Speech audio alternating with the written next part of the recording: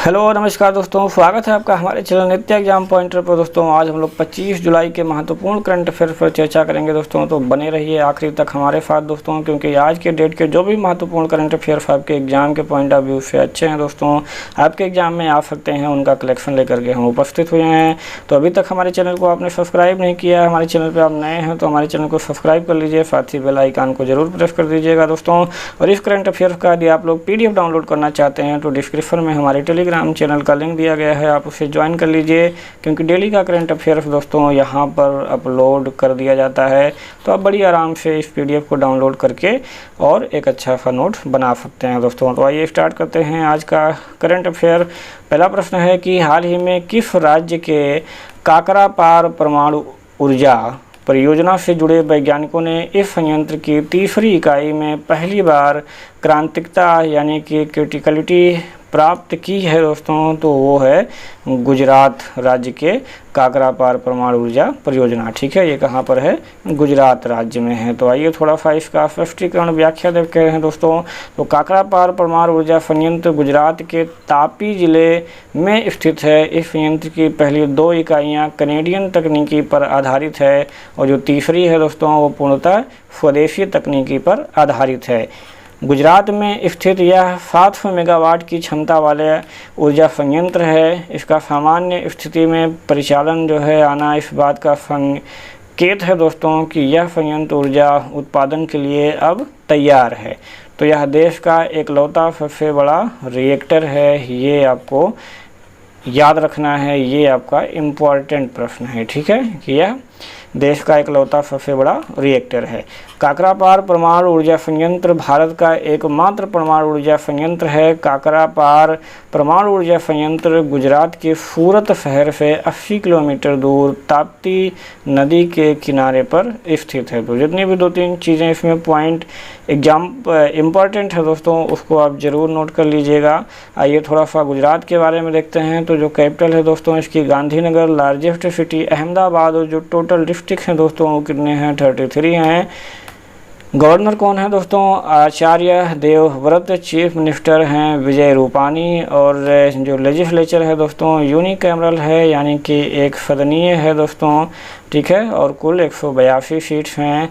राज्यसभा में कुल गुजरात की 11 सीटें हैं और लोकसभा में कुल 26 सीटें हैं दोस्तों। हाई कोर्ट कौन है? तो गुजरात हाई कोर्ट है दोस्तों। ठीक है, चलिए मैप पे देखते हैं। यहाँ पे काकरापार परमाणु ऊर्जा ये दिख रहा है दोस्तों ताप्ती नदी के यहाँ पर तट पर। यहाँ मैप पे आप ये देखिए दोस्तों, ये क्या है? गुजरात। ठीक है, ये है गुजरात। तो दूसरा प्रश्न हमारा है, हाल ही में किस देश ने पहले मंगल जांच तियानवेन फर्स्ट को वेनचांग अंतरिक्ष यान लॉन्च सैटेलाइट से लॉन्च किया है दोस्तों? वेनचांग अंतरिक्ष यान लॉन्च साइट से लॉन्च किया गया है दोस्तों, तो वो है चीन। ठीक है, चीन का है दोस्तों तियानवेन फर्स्ट। तो चीन ने मंगल ग्रह के बारे में जानकारी जुटाने के उद्देश्य से हैनान द्वीप के वेनचांग अंतरिक्ष यान प्रक्षेपण केंद्र से हाल ही में अपना पहला यान प्रक्षेपित किया है दोस्तों। चीन के सरकारी मीडिया ने यह जानकारी दी कि जो तियानवेन फर्स्ट नामक यान है वो मंगल ग्रह का चक्कर लगाने, मंगल पर उतरने और वहां रोवर की चहलकदमी के उद्देश्य से प्रक्षेपित किया गया है दोस्तों। तो मीडिया रिपोर्ट के अनुसार यह जो यान है मंगल ग्रह की मिट्टी, चट्टानों की संरचना, पर्यावरण, वातावरण और जल के बारे में भी जानकारियाँ वहाँ पर एकत्रित करेगी दोस्तों। क्या नाम है? Tianwen first. ठीक है, किसका है? तो चीन का है, ये आपको याद रखने हैं। तो आइए मैप पर देखते हैं यहाँ दोस्तों ग्लोब पर। तो ये दिख रहा है जो आपका ग्रीन वाला है, ये क्या है दोस्तों? चाइना है। ठीक है, जो कैपिटल है चाइना की वो है दोस्तों बीजिंग। लार्जेस्ट सिटी शंघाई है, ये आपको ध्यान में रखना है। ठीक है, और जो करेंसी है रेनमिनबी, और इसकी एक करेंसी है दोस्तों युआन। ठीक है, और इसकी फाइन जो है ऐसे बनती है। ठीक है, जो GDP है दोस्तों ये सब छोड़ दीजिए, इससे कोई मतलब नहीं है आपको। अगला प्रश्न देखेंगे, तीसरा नंबर। तो ब्रिक्स CCI के लिए सलाहकार के रूप में हाल ही में किसे नियुक्त किया गया है दोस्तों? तो वो नियुक्त किया गया है साहिल सेठ को। किसको? साहिल सेठ को ब्रिक्स CCI के सलाहकार के रूप में नियुक्त किया गया है। साहिल सेठ को ब्रिक्स CCI के लिए सलाहकार के रूप में नियुक्त किया गया है। BRICS chamber of commerce and industry एक मूल संगठन है जो ब्रिक्स में वाणिज्य और उद्योग को बढ़ावा देता है। यह 2012 में स्थापित किया गया था। ब्रिक्स CCI का मुख्य उद्देश्य क्या है दोस्तों? कि MSME खंड के लिए समर्थन प्रणाली बनाना है। ठीक है, तो ये होता है ब्रिक्स CCI का उद्देश्य। ठीक है, अब्रिविएशन देखेंगे दोस्तों तो ब्रिक्स होता है। ठीक है, ब्रिक्स का फुल फॉर्म क्या होता है दोस्तों? इसमें जो 5 कंट्रीज हैं उनके नाम है दोस्तों, Brazil, Russia, India, China, south Africa. पहले ये क्या था दोस्तों? ब्रिक था, बाद में जब साउथ अफ्रीका ऐड हो गया तो इसका नाम ब्रिक्स हो गया। ब्रिक की जो स्थापना हुई थी दोस्तों वो 2009 में हुई थी। टाइप क्या है? इकोनॉमिक है, पॉलिटिकल है एंड रिलीजियन कोऑपरेशन है, ऑर्गेनाइजेशन है दोस्तों। मेंबरशिप तो इसमें 5 मेंबर्स स्टेट हैं जो कि मैंने अभी बताया। ऑफिशियल लैंग्वेज जो है दोस्तों पुर्तगीज है, रशियन है, हिंदी है, चाइनीज़ है और इंग्लिश है। स्टेट लीडर में अगर देखें दोस्तों तो ब्राज़ील के जेयर बोल्सोनारो, रशिया के व्लादिमीर पुतिन, भारत के नरेंद्र मोदी, चाइना के शी जिनपिंग और साउथ अफ्रीका के दोस्तों श्रील रामाफोसा। ठीक है, तो इतनी चीज़ें आपको याद रखनी है। होस्ट कंट्री अब की बार कौन था दोस्तों? रशिया था। डेट क्या फिक्स किया गया था? 21 से 23 जुलाई 2020, लेकिन यह पोस्टपोन कर दिया गया दोस्तों। क्यों? क्योंकि कोविड-19 पेंडेमिक के कारण।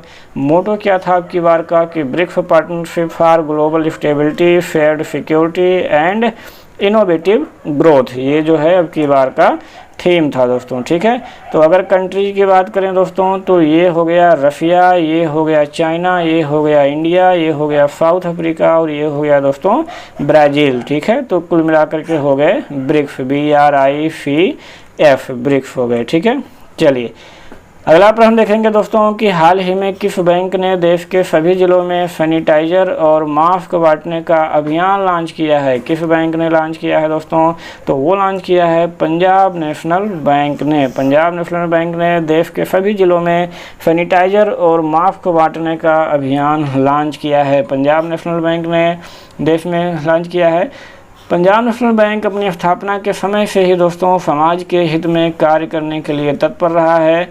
बैंक विभिन्न समाज सेवी संस्थाओं के माध्यम से वृद्ध, दिव्यांगों, निसहाय का मदद करता रहा है। पंजाब नेशनल बैंक भारत का एक प्रमुख और पुराना बैंक है और यह एक अनुसूचित बैंक है। पंजाब नेशनल बैंक को 19 मई 1894 को भारतीय कंपनी अधिनियम के तहत अनारकली बाजार लाहौर में इसके कार्यालय के साथ पंजीकृत किया गया था। पंजाब नेशनल बैंक भारत का दूसरा सबसे बड़ा सरकारी वाणिज्य बैंक है, दूसरा सबसे बड़ा। तो ये भी आपको बहुत ध्यान से याद रखना है।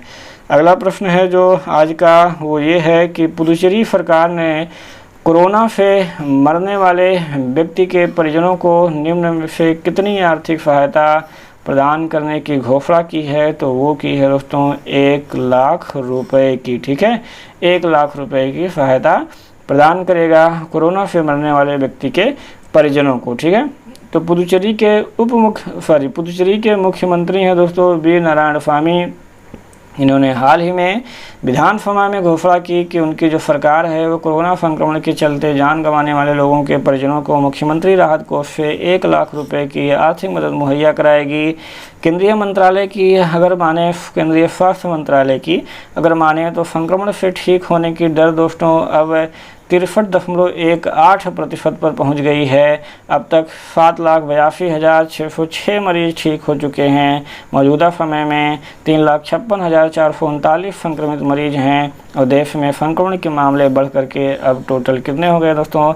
12,38,635 हो गए हैं। ठीक है, चलिए अब यहाँ पर देखें पुदुचेरी दोस्तों, तो इसके कुल मिलाकर के 4 डिस्ट्रिक्ट हैं दोस्तों। एक यहाँ पर 1, 2, 3, 4। ठीक है, तो इन चारों के अलग अलग नाम है दोस्तों। एक तो खुद पुदुचेरी है, एक माहे है, एक यनम है और एक कराईकल है। कुल मिलाकर के 4 हैं दोस्तों। ठीक है, फॉर्मेशन कब हुआ था? तो 1 नवंबर 1954 को। ठीक है, और 16 अगस्त 1962 को क्या हुआ था, इसे एज ए यूटी यानी कि यूनियन टेरिटरी जो है इसे बना दिया गया था।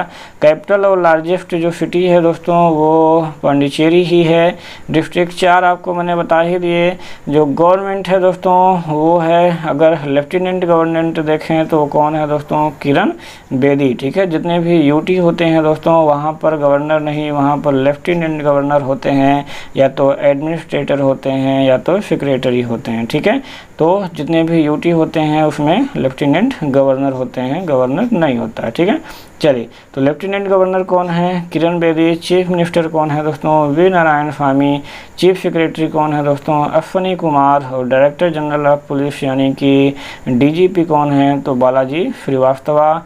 लेजिस्लेचर की बात करें तो यहाँ भी यूनिकैमरल है दोस्तों, यानी कि एक सदनीय है। और कुल कितनी सीटें हैं, 33 सीटें हैं दोस्तों। ठीक है, चलिए, छठा प्रश्न जो हमारा आज का है कि झारखंड में कोरोना संक्रमण को नियंत्रित करने के लिए लागू लॉकडाउन के नियमों का पालन नहीं करने वालों को कितने साल तक की जेल हो सकती है। ठीक है, क्योंकि इंडिया है, इंडिया में लोग तो मानते नहीं हैं, आप लोग जानते ही हैं, तो अब सज़ा का भी प्रावधान कर दिया गया है, जेल। ठीक है, तो 2 साल तक की अब जेल हो सकती है झारखंड में।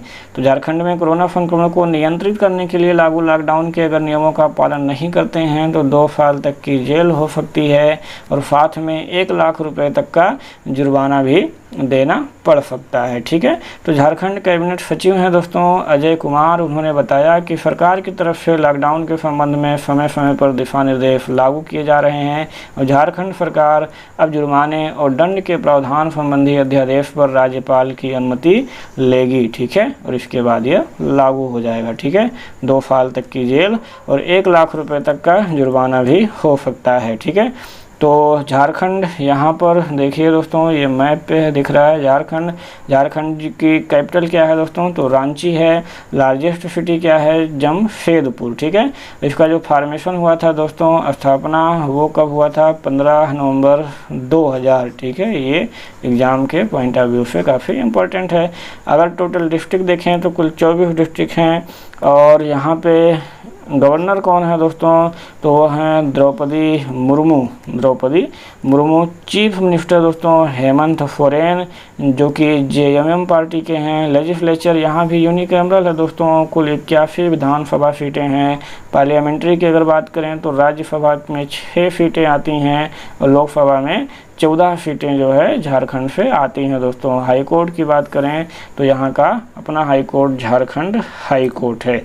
7वां प्रश्न देखेंगे, निम्नलिखित में से किस राज्य सरकार ने पंचायती चुनाव में महिलाओं को 50% आरक्षण प्रदान करने वाले विधेयक को पेश करने वाली है दोस्तों। तो ये मान के चलिए, अगर ये क्लियर हो जाता है दोस्तों तो ये क्वेश्चन एग्जाम में 100% आएगा। ठीक है, 100% आप नोट कर लीजिए, ज़रूर आएगा। ठीक है, अगर ये पास हो गया तो। ठीक है, तो पंचायती चुनाव में महिलाओं को 50% आरक्षण प्रदान करने वाला विधेयक पेश करने वाली है, तो वो कौन सी सरकार है दोस्तों, हरियाणा की सरकार है। ठीक है, तो हरियाणा के जो उप मुख्यमंत्री हैं दुष्यंत चौटाला, उन्होंने हाल ही में पंचायती राज संस्थाओं में महिलाओं को 50% आरक्षण देने के लिए अगले विधानसभा सत्र में एक विधेयक लाएगी।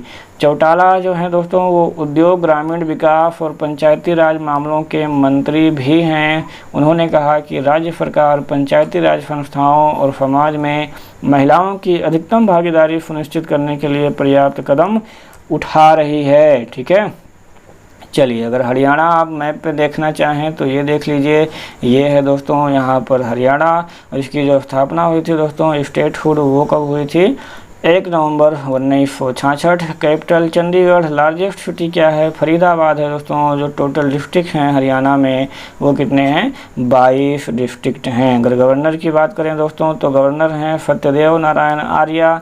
चीफ मिनिस्टर हैं मनोहर लाल खट्टर जो कि बीजेपी के हैं। डिप्यूटी चीफ मिनिस्टर हैं दोस्तों दुष्यंत चौटाला।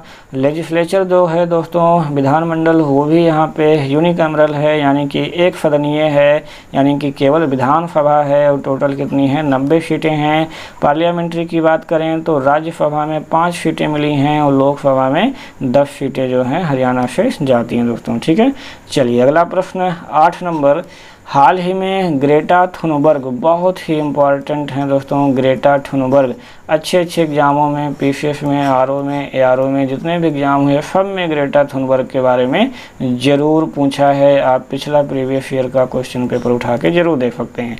तो ग्रेटा थुनबर्ग को 1 मिलियन यूरो के गुल्बेंकियन पुरस्कार से सम्मानित किया गया है, जो कि एक क्या है दोस्तों, तो ग्रेटा थुनबर्ग एक जलवायु कार्यकर्ता हैं। अभी मात्र 17 वर्ष की हैं दोस्तों, स्वीडिश, तो बहुत ही फेमस हो गई हैं। तो स्वीडिश किशोर हैं दोस्तों, स्वीडिश किशोर जलवायु कार्यकर्ता ग्रेटा थुनबर्ग ने 1 मिलियन यूरो गुल्बेंकियन पुरस्कार राशि से सम्मानित किया जाएगा। जलवायु परिवर्तन और प्रकृति की रक्षा करने वाले समूहों द्वारा उसे 1 मिलियन यूरो का पुरस्कार दिया जाएगा। 46 देशों के 136 नामांकन में से ग्रेटा थुनबर्ग को कैलोस्टे गुल्बेंकियन फाउंडेशन, जो कि एक पुर्तगाली परोपकारी संगठन है, के द्वारा जारी किए गए पुरस्कार के लिए चुना गया था दोस्तों। तो मानवता के लिए दिया जाने वाला गुल्बेंकियन जो पुरस्कार है दोस्तों, व्यक्तिगत समूहों अथवा दुनिया भर के संगठनों को जलवायु परिवर्तन के अनुकूल होने के लिए अपनी नवीनता, नवाचार और प्रभावी प्रयासों के लिए दिया जाता है दोस्तों। ठीक है, कौन सा गुल्बेंकियन पुरस्कार 1 मिलियन यूरो का पुरस्कार दिया जाता है। वो किसे मिला है? स्वीडिश किशोर जलवायु कार्यकर्ता ग्रेटा थुनबर्ग। आइए अब आपको पिक्चर में दिखाते हैं दोस्तों। ये हैं ग्रेटा थुनबर्ग, जिनकी जो जन्म हुआ था दोस्तों 3 जनवरी 2003 में। अभी टोटल आयु उनकी कितनी है? केवल 17 वर्ष ही है। Stockholm Sweden. व्यवसाय क्या है दोस्तों? ये पर्यावरण कार्यकर्ता हैं। ठीक है, उनकी माँ, पिता और दादा आप यहाँ पर देख सकते हैं। अगला प्रश्न देखेंगे दोस्तों कि भारत ने ध्रुवास्त्र का सफलतापूर्वक परीक्षण किया है, जो कि एक है, तो ये क्या है दोस्तों? एक एंटी टैंक गाइडेड मिसाइल है। ठीक है, बहुत ही इंपॉर्टेंट है। तो ध्रुवास्त्र एक एंटी टैंक गाइडेड मिसाइल है दोस्तों। भारत ने उड़ीसा के चांदीपुर में एकीकृत परीक्षण रेंज से इस स्वदेशी रूप से विकसित एंटी टैंक गाइडेड मिसाइल, जिसे कि ATGM कहा जाता है, का सफलतापूर्वक जो है परीक्षण किया है दोस्तों। ठीक है, तो एक चीज़ आपको ध्यान रखना है कि ये स्वदेशी रूप से विकसित है, आपको इसको नोट कर लेना है। तो ध्रुवास्त्र जो है दोस्तों वो रक्षा अनुसंधान और विकास संगठन, जिसे कि DRDO कहा जाता है, DRDO द्वारा विकसित उन्नत एंटी टैंक हथियारों में से एक है। ध्रुवास्त्र कई नई विशेषताओं के साथ नाग हेलिना का हेलीकॉप्टर संस्करण है दोस्तों। ठीक है, तो यह हेलीकॉप्टर लॉन्च की गई एंटी टैंक गाइडेड मिसाइल है दोस्तों, जो कि हवा से फायर करके दुश्मन के बंकरों, बख्तरबंद वाहनों और मुख्य युद्धक टैंकों को तबाह करने में सक्षम है। तो किसके द्वारा विकसित किया गया है दोस्तों? DRDO द्वारा। तो इसको हम देखते हैं रक्षा अनुसंधान और विकास संगठन, defence research and development organisation. इसकी जो स्थापना हुई थी दोस्तों 1958 में। हेडक्वार्टर कहाँ है दोस्तों? न्यू दिल्ली। और इसका जो मोटो है दोस्तों, अगर संस्कृत में देखें तो बलस्य मूलम विज्ञानम, और अगर इंग्लिश में देखें तो strength origin is in knowledge. ठीक है, जो मिनिस्ट्री रिस्पॉन्सिबल हैं दोस्तों वो हैं राजनाथ सिंह, यानी कि मिनिस्टर ऑफ डिफेंस। ठीक है, और जो G सतीश रेड्डी हैं दोस्तों, डॉक्टर G सतीश रेड्डी, ये DRDO के कौन हैं? चेयरमैन है दोस्तों। तो इतनी चीज़ें आपके एग्ज़ाम के लिए इम्पॉर्टेंट हैं, जो कि आपको जानना चाहिए।